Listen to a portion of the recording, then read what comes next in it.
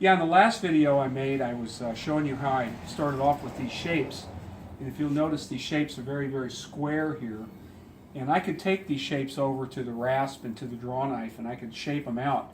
But to get to this eventual shape here, which is the pre-sanded shape, but what I'm actually doing is I'm taking an intermediate step of running them through the bandsaw so that I kind of cut the corners off, and by cutting these corners off I save myself a huge amount of time. It's kind of have to be careful using the bandsaw like that, because you're just kind of hand working it through here, and it's really easy to kind of get it where it'll fly down. So you got to be careful, but if you're an experienced bandsaw worker, it works just fine. I'm just going to show you one cut here.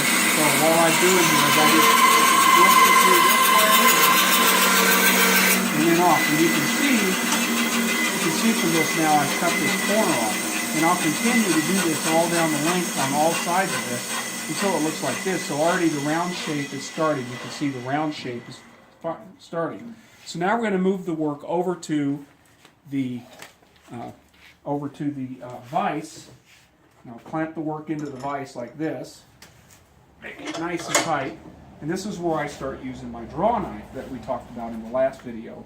And so all I do now is I begin to shave things down like this. And I kind of can get it more and more round. With each shave, I get it rounded. And I can draw it back and forth and continue to work the work. And at some magic point, when I've got it round enough, and I feel like it's ready to start working it with more detail, then I'll begin the process of using my rasp. And I like to use the round end of the rasp because I can take more material off. And then I begin to work it like this. You can see the material is coming off just like this. And it's getting rounder and rounder as I go. And so now this end is pretty well done right here.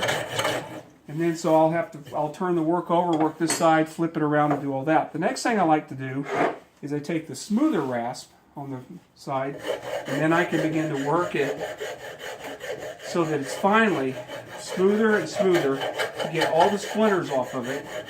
And once I've reached that point, then of course, then the last step will be to sand it with sandpaper, and I can make it very, very smooth with the sandpaper.